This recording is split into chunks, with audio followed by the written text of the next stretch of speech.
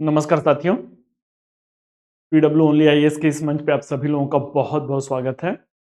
आइए जो है इतिहास वैकल्पिक विषय की एक नए बैच के साथ हम लोग एक नए सफर की शुरुआत किया जाएगा। जैसा कि किसी भी वैकल्पिक विषय में विशेष करके इतिहास विषय के साथ कई सारे बच्चों के दिमाग में भ्रांतियां होती है, कुछ अफवाहें होते हैं। तो एक मैं छोटे से टॉपिक के साथ आप लोग के साथ जो है एक इंटरेक्शन किया जाएगा और उसमें देखने का प्रयास किया जाएगा कि यूजुअली हर जगह पे क्या है। यूजुअली हर जगह पे आप देखेंगे तो वैकल्पिक विषय के नाम पर कहीं न कहीं ज्ञान को परोसना या बहुत विस्तृत पाठ्यक्रम है, उस विस्तृत पाठ्यक्रम के हर एक पहलू पर चर्चा कर देना और वहां पर अपनी पीठ थपथपा लेना कि बहुत अच्छे से हमने जो है सेगमेंट को कवर किया है। तो हमारे यहाँ पे आप लोग बच्चों क्या डिफरेंट पाएंगे, तो शुरू से ही मैं जो कहते आ रहा हूं कि हम लोग का जो इतिहास वैकल्पिक विषय है, इसे मैं हिस्ट्री एज एन ऑप्शन लेता ही नहीं हूं। सबसे ज्यादा जो बैच पे इंफेसिस होता है वो आंसर राइटिंग प्रोग्राम पर होता है। तो मैंने बैच का नामकरण ही हिस्ट्री ऑप्शनल कम आंसर राइटिंग बैच किया हुआ है। जो भी अपने ओल्ड स्टूडेंट्स हैं या जो अन्य मंच पर बच्चे मुझे जान रहे हैं, उन्हें पता है कि जितना पढ़ाया जाता है उससे ज्यादा जो है कैसे आप इस टॉपिक से बनने वाले प्रश्नों पर one of the finest marks जो है फेचअप कर पाएंगे, उन सारे मुद्दे पर क्लास में डिटेल में चर्चा किया जाता है। किसी भी टॉपिक से कितने प्रकार का प्रश्न बन सकता है, कैसे जो है शब्दों का हेर फेर करके वो प्रश्नों को पूछते हैं, जैसा कि इस बार के भी ऑप्शनल में आप लोगों ने देखा हुआ था। तो कुल मिला जुला करके क्या है कि एक छोटे से टॉपिक के डिस्कशंस के साथ ही आपको ये क्लियर हो जाएगा कि जो हम लोगों का इतिहास वैकल्पिक विषय है वो कैसे जो है परंपरागत कक्षा कार्यक्रम से थोड़ा सा एक अलग अप्रोच के साथ है। तो आइए एक बड़ा ही सिंपल सा टॉपिक मैं पिकअप करूंगा जिसमें हर बच्चों को लगता है कि उसके ज्ञान का स्तर काफी अच्छा है और उसे लगता है कि इस प्रश्न में तो मैं बहुत ही अच्छा नंबर पा सकता हूं। बट यूजुअली यूपीएससी के प्लेटफॉर्म पे क्या होता है कि आप एक जनरल मार्किंग पैटर्न को ही कई सारी किताबों को पढ़ने के बाद भी एक एवरेज मार्क्स गेन कर पाते हैं। उसी का एक उदाहरण जो है आज का जो टॉपिक है वो रिवॉल्ट ऑफ 1857 पे है। 1857 का जो महान विद्रोह है उस पर हम लोग कैरी ऑन किया जाएगा। तो 1857 का विद्रोह महान विद्रोह, और इसमें कौन सा पहलू लिया जाएगा, तो इसमें जो है 1857 के विद्रोह का कारण क्या था, इस पहलू पर हम लोग चर्चा किया जाएगा। यूजुअली जो स्टूडेंट इस टॉपिक को कर चुके हैं या जीएस के माध्यम से कर चुके हैं, उनसे पूछा जाता है कि बेटा अगर मान लीजिए एक सिंपल सा क्वेश्चन आपके एग्जाम में पूछा गया कि 1857 के विद्रोह के बहुविध कारणों पर सविस्तार चर्चा करें, तो कैसे आप अप्रोच करेंगे।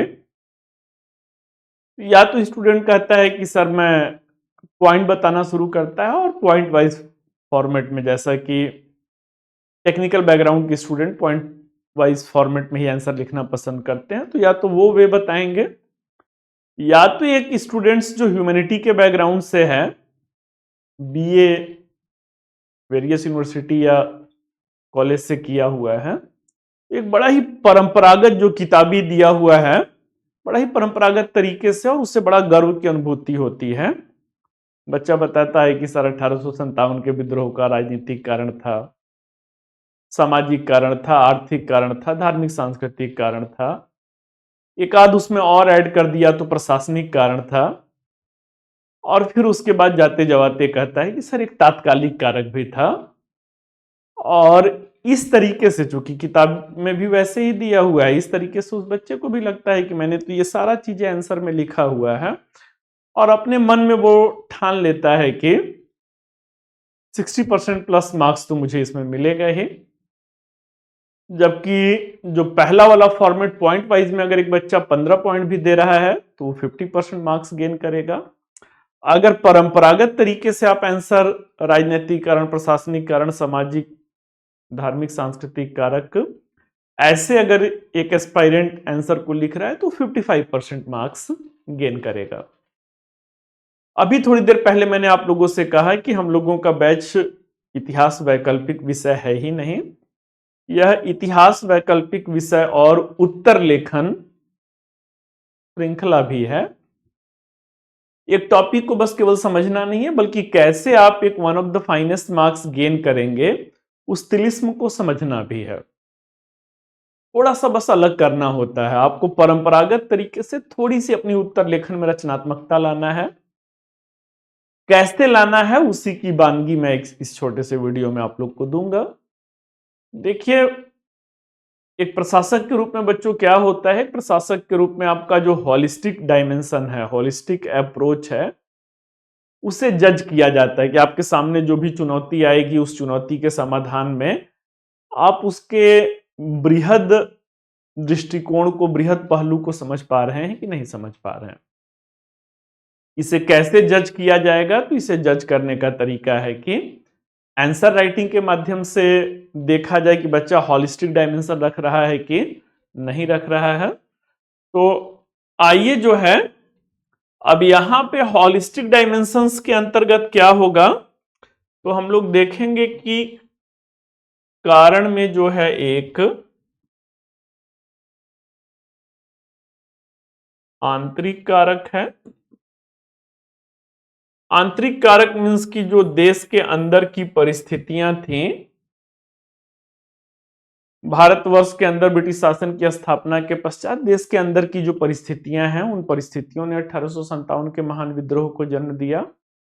दूसरा जो है वो बाह्य कारण भी है, वो जो है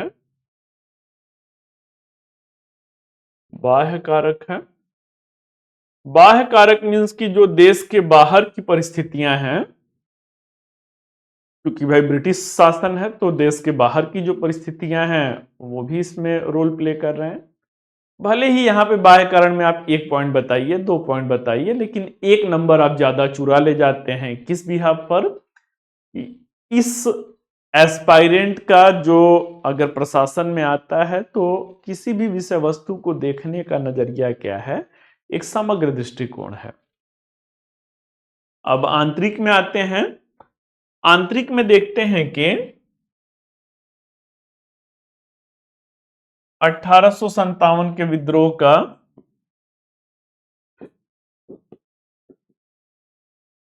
राजनैतिक कारक है। 1857 के विद्रोह का प्रशासनिक कारक है। 1857 के विद्रोह का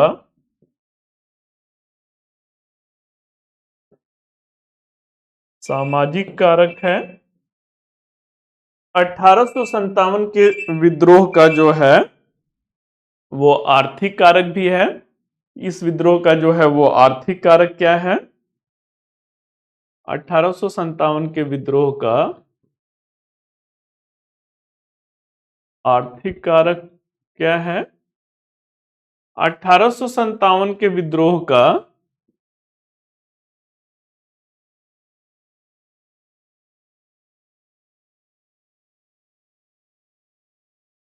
धार्मिक सांस्कृतिक कारक क्या है? एक पहलू और देना है, 1857 के विद्रोह का आइडियोलॉजिकल फैक्टर क्या है, वैचारिक कारक क्या है? 1857 के विद्रोह का वैचारिक कारक क्या है? अब इसमें आप चाहें तो अलग से बना सकते हैं। तात्कालिक कारक, इमीडिएट फैक्टर, या तो आप चाहें तो आंतरिक कारक में ही दे सकते हैं, तो मैं अलग से दे दे रहा हूं। यहां से बच्चों क्या है, यहां से आप जो है स्ट्रक्चर फॉर्मेट इसे कहते हैं। आंसर राइटिंग जो सीरीज है उसका जो सबसे पहला मुद्दा हो जाता है कि अगर आप एक श्रेष्ठ गुणवत्ता का नंबर अपने प्रश्न में पाना चाह रहे हैं तो सबसे पहला मुद्दा क्या होना चाहिए?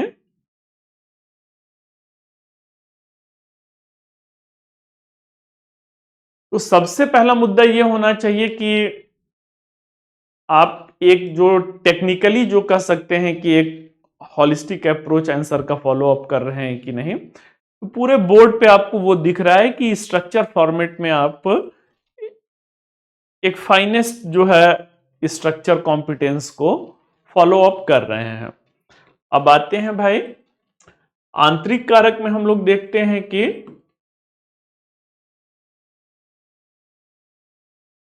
आंतरिक कारक में क्या है, तो आंतरिक कारक में राजनैतिक कारक है। राजनैतिक कारक में आपको पता है कि क्या है, इसमें पता है कि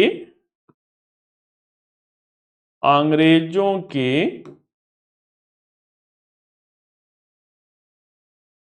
साम्राज्य विस्तारवादी नीति, साम्राज्य विस्तारवादी नीति, और क्या है, तो और लॉर्ड वेलेजली तथा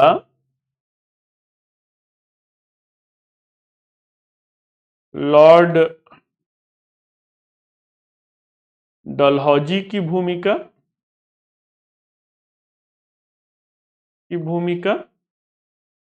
यहां पे चाहें तो आंसर राइटिंग में एक छोटा सा आप मैप भी दे सकते हैं। मैप में क्या होगा, तो मैप में आप जो है एक भारत का प्रतीकात्मक मैप बनाइए। प्रतीकात्मक मैप में बताइए कि 1757 ईस्वी प्लासी की विजय, फिर दीजिए 1764 ईस्वी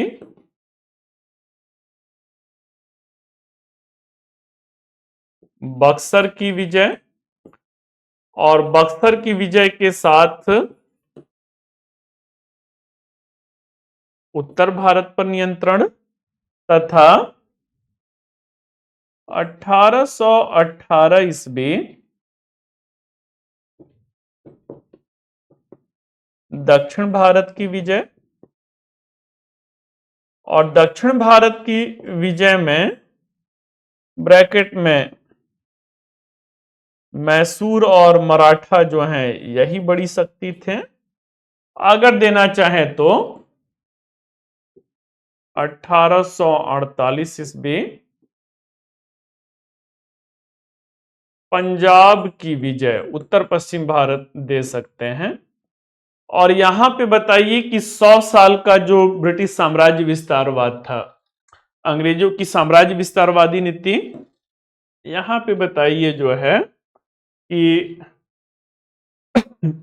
1757 से 1857 ईस्वी के मध्य एक बृहद साम्राज्य पे क्या होता है, एक भारत के बृहद साम्राज्य पर ब्रिटिश नियंत्रण होता है। और इसमें दो गवर्नर जनरल की बहुत ही महत्वपूर्ण भूमिका है। लॉर्ड वेलेजली की सहायक संधि, लॉर्ड वेलेजली की सहायक संधि, और लॉर्ड डलहौजी की जो है वो हड़प नीति है, कि हड़प नीति है। तो यहां से क्या हो गया भाई, यहां से थोड़ा सा और इलेबोरेट कर दिया जाए तो यह स्पष्ट हो गया कि अंग्रेजों ने जैसे जैसे अपना साम्राज्य विस्तार किया, देसी जो भारतीय शासक वर्ग हैं उनको अपनी सत्ता से जो है विहीन होना पड़ा, विमुख होना पड़ा। और देसी शासक वर्ग की जो अंग्रेजी शासन के प्रति कुंठा रहती है, वही क्या होता है, वही 1857 के विद्रोह का राजनीतिक कारण बनता है। अगला कौन सा देंगे भाई? तो अगला जो है प्रशासनिक कारक है। प्रशासनिक कारक में कई सारे मुद्दे आ जाते हैं। प्रशासनिक कारण में अंग्रेजों की नस्लीय भेदभाव नीति, अंग्रेजों की नस्लीय भेदभाव की नीति जो है वो विद्रोह का कारण रहता है। इसके अलावा जो है जनरल सर्विस इनलिस्टमेंट एक्ट जो रहता है, इसके माध्यम से एक भारतीय को समुद्र पार गमन जो है जाना होता है। किसी भी विद्रोह, अंग्रेजों का साम्राज्य सबसे बृहद साम्राज्य रहता है, तो समुद्र पार गमन भारतीयों के लिए भारतीय धर्मशास्त्रों में मान्य नहीं होता है। अगला क्या रहता है? अगला जो है सिख और मुस्लिम सैनिकों को दाढ़ी रखने पर पाबंदी है कि आप दाढ़ी नहीं रख सकते हैं। अगला क्या है? एक यूरोपीय की तुलना में भारतीय कर्मचारी का न्यून वेतन, कम वेतन होना, यह भी प्रशासन की कुंठा का कारण रहता है। इस तरीके से क्या है? इस तरीके से यह प्रशासनिक कारण रहता है जो 1857 के विद्रोह में एक प्रमुख भूमिका निभाता है। इसके अलावा जो है सामाजिक कारण बता दीजिए भाई कि सामाजिक कारण क्या है 1857 के विद्रोह का? सामाजिक कारक क्या है? तो जो अंग्रेजों के द्वारा भारतीय सामाजिक मुद्दों में हस्तक्षेप किया जा रहा था। तो भारत के जो भी सामाजिक मुद्दे हैं उसमें जो हस्तक्षेप किया जा रहा था, परंपरागत रूढ़िवादी भारतीय वर्ग उससे नाराज रहता है। अब यहां पर आपको देखिए गागर में सागर भरने की कला आनी चाहिए। नंबर चुराना पड़ता है, कहानी जानना यह अलग मुद्दा है। भले आप इतिहास में मास्टर किए हुए हो, नंबर यहाँ पे ये सिविल सर्विसेज एग्जाम है नहीं मिलेगा। आप हिस्ट्री में पीएचडी किए हो, नंबर नहीं मिलेगा। आप कुछ नहीं किए हुए हैं, आप बीटेक किए हैं, आप आईआईटी से हैं, केवल आपको वो कला है गागर में सागर भरने की, आप इस एग्जाम में टॉप रैंक में आएंगे। तो यहां पे आपको 2-3 उदाहरण देना होगा किस माध्यम से हस्तक्षेप कर रहे हैं भाई, कौन सी नीतियां हैं। तो सती प्रथा पर प्रतिबंध बताइए, बाल विवाह पर प्रतिबंध।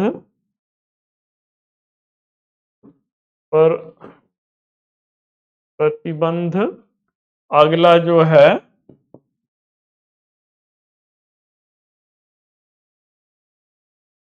विधवा पुनर्विवाह को प्रोत्साहन देना। इन सारे मुद्दों पर जो परंपरागत रूढ़िवादी भारतीय वर्ग रहता है वो अपने मसले में, अपने सरोकार में एक विदेशी सत्ता का हस्तक्षेप मानता है और वो अंग्रेजी शासन से मुखालफत रखना शुरू करते हैं, उनका विरोधी बनते हैं, जिसका परिणाम 1857 के विद्रोह में दिखाई देता है। अब आते हैं भाई के आर्थिक कारक क्या है। तो आर्थिक कारक में बताएंगे जो है ब्रिटिश औपनिवेशिक जो नीतियां हैं, ब्रिटिश औपनिवेशिक शोषणात्मक जो नीतियां हैं ये 1857 के विद्रोह का एक प्रमुख कारण बनता है। जैसे कि भू राजस्व की उच्च दर। अब आपको पता है भाई कि भू राजस्व में 3 प्रकार का भू राजस्व रहता है, कौन कौन सा रहता है? तो रैयतवाड़ी है, महालवाड़ी है, और जमींदारी बंदोबस्त रहता है। इसी तरीके से अंग्रेजों के द्वारा क्या है, अंग्रेजों के द्वारा धन का निर्गमन सोची समझी रणनीति के तहत, समझी रणनीति के अंतर्गत भारतीय हथकरघा उद्योग का पतन। अगला जो है, भारतीय सामानों पर उच्च सीमा शुल्क, उच्च सीमा शुल्क जो है, भारत का सामान जब, जैसे भारत के सूती वस्त्र ब्रिटेन में जाते थे तो मैनचेस्टर और लिवरपूल के सूती वस्त्र को चुनौती देते थे, इसलिए बहुत ही हैवी जो है वो लगाते थे, तो ये भी कारण है। इससे क्या रहता है, भारत का किसान वर्ग, भारत का मजदूर वर्ग, भारत का जो कह सकते हैं कि उच्च गुणवत्ता का दस्तकार वर्ग रहता है, वो अंग्रेजी शासन का विरोधी होता है। 1857 का महान विद्रोह के रूप में प्रकट होता है। अगला जो है, धार्मिक सांस्कृतिक कारक। धार्मिक सांस्कृतिक कारक में बताइए भाई कि जो है अंग्रेजी शिक्षा, अंग्रेजी शिक्षा का प्रचलन। अगला जो है, ईसाई मिशनरियों का, ईसाई मिशनरियों का भारत आगमन और जबरन धर्मांतरण, और जबरन जो भारतीयों का धर्मांतरण है, यह मुद्दा रहता है। तो इस तरीके से क्या है, इस तरीके से जो है धार्मिक भावनाएं आहत हो रही थी। किस रूप में भाई, कि आप हमारे देश में तो आए ही हमारी संस्कृति पे प्रहार कर रहे हैं। पश्चिमी संस्कृति का प्रचार प्रसार, ये भी विद्रोह का कारण है। पश्चिमी संस्कृति का प्रचार प्रसार, ये भी विद्रोह का कारण बनता है। तो ये धार्मिक सांस्कृतिक मुद्दे रहते हैं जिनका एक परंपरागत भारतीय वर्ग या राष्ट्रवाद की चेतना धीरे धीरे अब पढ़े लिखे भारतीय वर्ग में जाग रही थी, वो इनका विरोधी होता जाता है, जो अंततः 1857 के विद्रोह के रूप में आता है। अगला क्या है भाई, तो अगला जो है वैचारिक कारक है। वैचारिक कारक में बताइए भाई जो है कि इन वैचारिक कारक में व्हाइट मैन बर्डन थ्योरी है, गोरे लोगों का भार सिद्धांत है। गोरे लोगों का भार सिद्धांत हाथी के दांत दिखाने के और खाने के। और अंग्रेज कह रहे थे भाई कि वो भारत में जो है आधुनिक लोकतांत्रिक शासन प्रणाली को बढ़ावा दे रहे हैं, आधुनिक प्रशासनिक व्यवस्था को बढ़ावा दे रहे हैं, जबकि वस्तुतः क्या था, इन सबके आड़ में वो भारत के प्राकृतिक संसाधनों की खुली लूट कर रहे थे, भारत से धन का निर्गमन कर रहे थे। तो यही उनकी कथनी और करनी का जो वैचारिक अंतर रहता है, यह भी विद्रोह का कारण बनता है। अब बच्चों क्या बताना है, तो आप बता दीजिए कि बाह्य कारक क्या है। बाह्य कारक आप तो सुने ही होंगे, मन का विश्वास, रगों में साहस भरता है, चढ़कर गिरना गिरकर चढ़ना नहीं अखरता है, कोशिश उसकी हर बार बेकार नहीं होती, कोशिश करने वालों की कभी हार नहीं होती। तो कहने का मतलब है कि अंतर्राष्ट्रीय स्तर पे कुछ ऐसी परिस्थितियां रहती हैं भाई, जहां पे अंग्रेजों को मुंह की खानी पड़ी थी। इन पश्चिमी संस्कृति के लोगों को, खास करके यूरोपीय जो श्रेष्ठता का सिद्धांत है, उनको मुंह की खानी पड़ी थी, और उससे भारतीय प्रेरित होते हैं और कहते हैं भाई कि हम भी ब्रिटिश शासन की सत्ता को उखाड़ फेंकेंगे। तो इसमें दो तीन उदाहरण दे दीजिए। कोई भी जो है अमेरिकी क्रांति और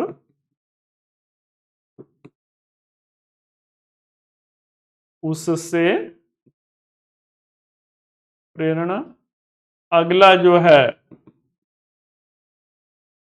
फ्रांसीसी क्रांति की सफलता, फ्रांसीसी क्रांति की सफलता, अगला जो है आंग्ल अफगान युद्ध में, प्रथम आंग्ल अफगान युद्ध में अंग्रेजों की पराजय, अंग्रेजों की पराजय। तो ये सारे ऐसे बाहरी स्तर पे कुछ घटनाएं रहती हैं। अमेरिकी क्रांति में ब्रिटेन को ही अमेरिकियों ने अपने घर से खदेड़ा था, अमेरिका को स्वतंत्रता दिलाई थी, इससे भारतीयों में एक प्रेरणा रहता है। फ्रांसीसी क्रांति में भी शोषण के विरुद्ध जो है आम जनता का जो क्रांति रहता है, उससे भारतीयों में प्रेरणा रहता है कि एक शक्तिशाली सत्ता के विरुद्ध सफल हुआ जा सकता है। प्रथम अफगान युद्ध 1839 से 1842-43 तक, इसमें भी एक छोटा सा देश अफगानिस्तान ने अंग्रेजों को हराया था। अब अंतिम मुद्दा है कि भाई तात्कालिक कारक क्या है। तो तात्कालिक कारक में क्या बताएंगे, तात्कालिक कारक में चर्बी लगे कारतूस और न्यू इनफील्ड राइफल जो है, न्यू इनफील्ड राइफल। 1856 में एक नया राइफल जो है इंट्रोड्यूस होता है, जिसमें अब जो है बारूद को डाल करके उसे फायर नहीं करना है, कारतूस आ रहा है और कारतूस के ऊपर जो है चर्बी लगा हुआ रहता है। ऐसा अफवाह रहता है कि ये चर्बी गाय या सुअर की है। गाय हिंदू धर्म के सैनिकों के लिए एक बहुत ही जो है कह सकते हैं कि पवित्र गाय जो है मुद्दा रहता है, वैसे ही मुस्लिम भाइयों के लिए सुअर जो रहता है। तो इस तरीके से धार्मिक रूप से सैनिक जो हैं कुंठित महसूस कर रहे थे, और मंगल पांडे जी के द्वारा जो विद्रोह किया जाता है, वो चर्बी लगा हुआ कारतूस उसका जो है तात्कालिक कारक रहता है, वही चिंगारी का काम करता है। तो चलिए साथियों, जो है एक छोटा सा मुझे हाफ एन आवर में आपको एक टॉपिक समझाना था। इस पूरे टॉपिक में अब आपको ये बात समझ में आ गया होगा कि केवल कहानियों से नहीं, बल्कि आप उसे कितने अच्छे से अपने एग्जाम में उस आंसर को रख पाते हैं, कितनी अच्छी आपकी उत्तर लेखन कला है। नंबर उस आधार पे मिलता है। अब इस उत्तर लेखन कला के सारे छोटे छोटे पहलू को मैं आप लोगों के साथ डिस्कस किया। अब यहां से आपको जो है थोड़ा सा इस बात का एहसास हुआ होगा कि क्यों सिविल सर्विस का जो एग्जाम, आईएएस की जो इतनी प्रतिष्ठित परीक्षा है, क्यों इतना कठिन माना जाता है। कठिन कहीं से नहीं है, अगर सही डायरेक्शन है, आपको सही तरीके से आपको उसकी एग्जाम की डिमांड्स को बताया जाए और उसे बताते हुए एक प्रॉपर सिलेबस को डिस्कशन किया जाए, तो अधिकांश छात्र सब कुछ करने के बाद भी अंधेरे में हैं या उन्हें वास्तविक सच्चाई का पता ही नहीं है। तो मैं आप सभी सुधी छात्रों को जो अपने एडमिनिस्ट्रेटिव कैरियर के लिए काफी गंभीर हैं, उन सबको इस मंच पे आमंत्रित करता हूं। एक नया बैच हम लोगों का इतिहास वैकल्पिक विषय में शुरू हो रहा है। पूरी क्लास, जो फर्स्ट क्लास से लेकर के लास्ट क्लास अभी बैच एंड हुआ है, वहां भी अंतिम क्लास में भी इसी तरीके से आंसर राइटिंग पर आपसे चर्चा होता रहता है। तो आइए साथियों, यहीं पर इस वीडियो को विराम दिया जाएगा और शीघ्र ही नवीन बैच में आप सभी साथियों के साथ जुड़ा जाएगा। All the best, thank you.